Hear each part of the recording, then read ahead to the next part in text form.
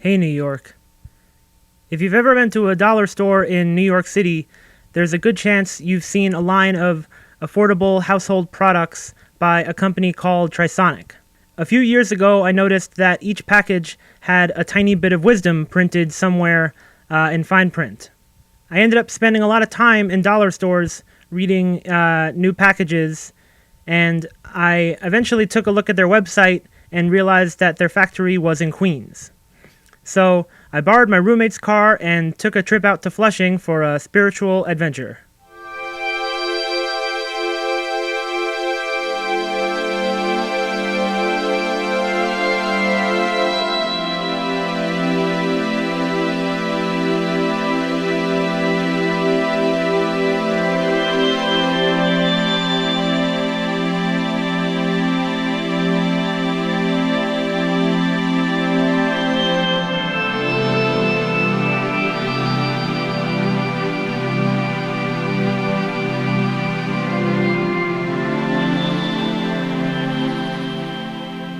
When I got there, I was buzzed into the warehouse and walked up to their showroom, which was right next to a Buddhist center. Fortunately, the vice president was there, so I was able to talk to him for a few minutes about the company. And I didn't bring anything to test my new microphone, but he lent me a pair of Trisonic headphones, which sounded fantastic. I think we like to look at our products holistically, more than just a screwdriver or a light bulb. Because a screwdriver and a light bulb can bring you happiness. It can bring you comfort. It's not just it's a 75-cent item or it's a $1.50 item. It can be much more than that. So sometimes the translations don't come out exact one for one, but this says to see clearly within ourselves is the most difficult thing to do. If someone cuts you off where you're driving, well, maybe they have somewhere that they really need to go, and it's really important for them. So there's no real reason to get angry about it. It's not hurting you. So it's more or less looking back in ourselves and then saying, look, what do I need to improve upon myself, and not what do I need to improve on somebody else? It was really nice to get some insight into their philosophy, and as I was driving back home, I witnessed a fender bender on the Grand Central Parkway. And it made me think a lot about Calvin's advice. Maybe he was having a bad day, or maybe he had somewhere to be. But I'm sure we'll all have self-driving cars pretty soon anyway, so this won't be a problem anymore. Calvin also mentioned that Trisonic would be heading to Las Vegas at the end of the month for a trade show that they have a booth in. I didn't have anything to do that weekend, so I thought it would be nice to surprise them and also see what the other companies are like. To prepare for my trip, I went to the bookstore and got a couple of books to read on the plane ride there. This was one of the first times I ever booked a hotel room online, and when I finally got to Las Vegas after a long day of canceled flights, I pulled up to the El Cortez Hotel, and the woman at the front desk told me that the website I booked with just went bankrupt, and they took my money and never made a reservation. But thankfully, she still had an open room and only had to charge me all over again. The next morning, I woke up and got ready for the convention. The weather looked like it was going to be perfect, and I took the bus there to save a little money. When I finally got to the Las Vegas Convention Center, I went to the check-in and printed out one of the only press passes that they authorized. It was refreshing to witness the free market in action, abundant with a rich variety of products designed for the modern consumer.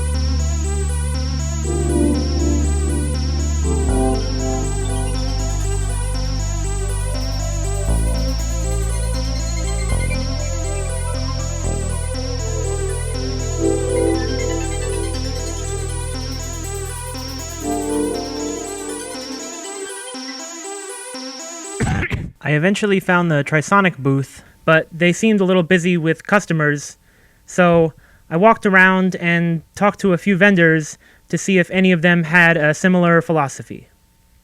These are counter items, and the counter items are a very big part of doing business in any store, as long as the counter space is available. This is the number 2 pencil. That's a popular everyday item. We do well, and it's self-explanatory. Over there is the running mice. That's a huge Halloween item. If you could do something differently, it always is profitable. Right now, everybody has one teacher. Everybody takes the same tests. And if everybody's had the same teacher, they all feel the same time. It's when you do it differently that you have the competitive edge.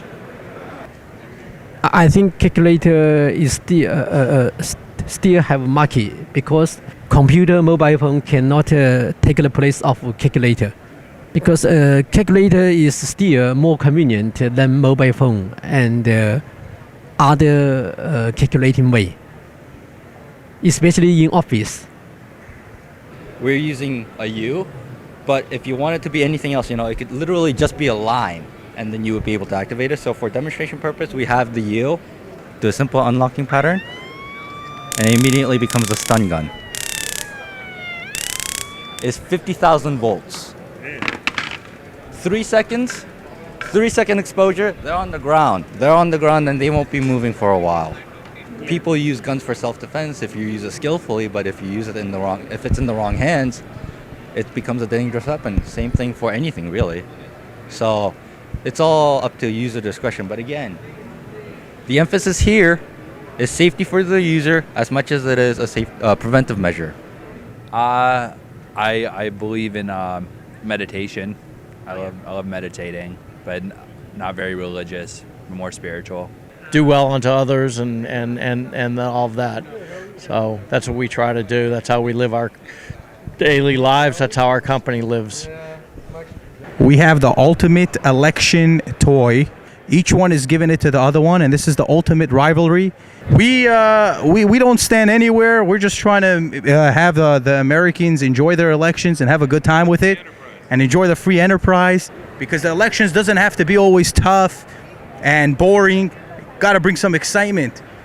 I'm more of a supporter for the individual than I am a party affiliation, and I would have preferred to see Bernie Sanders win the nomination over Hillary, and he probably should have if the DNC didn't interfere with the electioneering process, and shame on them, because in my opinion that helps to solidify that Donald Trump will be the next president of the United States.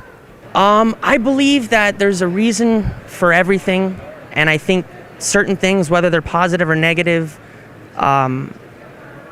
have an impact on your life, and it's how you deal with that. And I think your spirituality allows you to ask yourself those questions and really challenge yourself. I think being a good person is what matters, and if spirituality helps you do that, then great. And if not, as long as you're a good person, I think it's all the same thing. I just take pride in everything I do. I just work as hard as I can and just do what I'm told. That's all it is. Basically, you shake it in the air and gets air in it. You tighten it up down here. It's got a buckle. Sit down. Just like that. And then you fall asleep and you never wake up.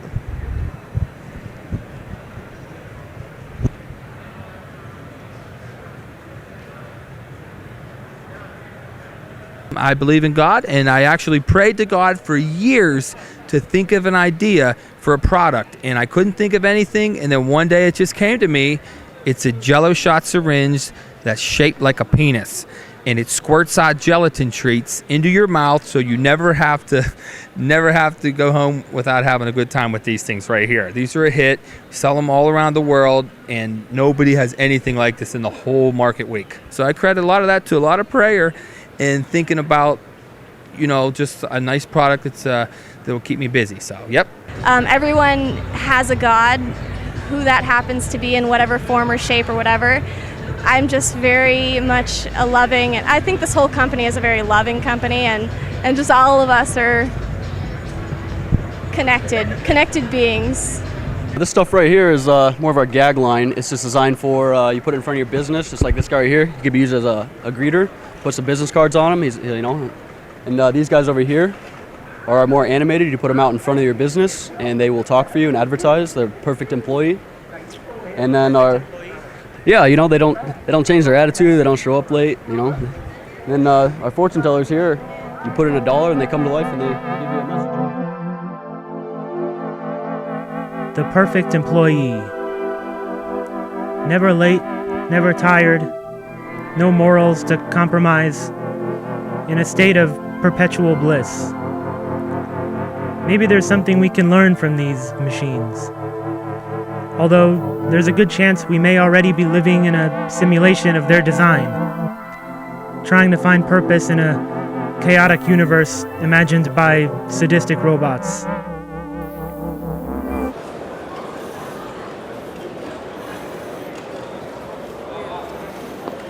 I was getting a little hungry from all that walking at that point, so I took a short lunch break and made sure to hit the head before I got back to work.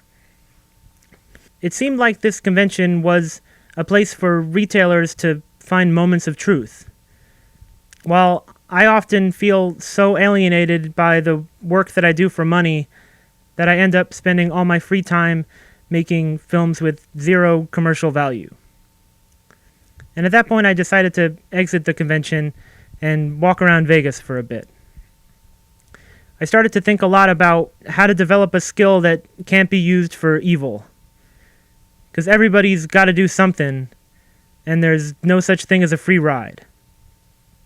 I was getting a little hungry again, so I tried to find a nice restaurant, but the one that I found was a little expensive, so I just decided to pick around and do some reading instead. And I started to wonder if there was anyone else in Las Vegas that wasn't trying to make any money. So I made one last stop to the Pinball Hall of Fame, which appeared to be an aggressive nonprofit that donated almost all of its income to charity. Thankfully, the owner was there, and I asked him if he had any advice for a guy like me. See, the problem with you is you're making these little movies and they're going out on the internet, and there's so many billions of things on YouTube that you're going to get somewhere between 0 and nothing people viewing your shows. And here, for some reason, everybody seems to want to come into this place. One of the reasons why is because these games only exist in the real world. If it was me, I would pick something incredibly obscure that involved a craft that you could learn that involved using your hands that a machine would never be able to do. You know, machines, robots, and all that stuff are taking over everybody's job. So pretty soon you're going to have to find something that only you can do that a computer can never do.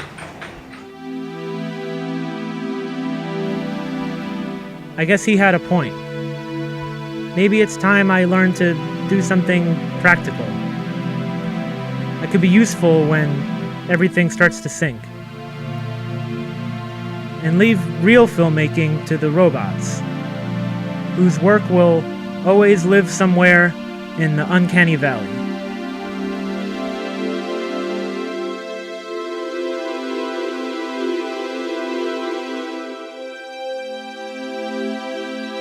And although we all have different ideas about what God is, we'll never really know for sure until we create one. But until then, maybe the best idea is to live authentically. Because it's not always easy to appear to be human.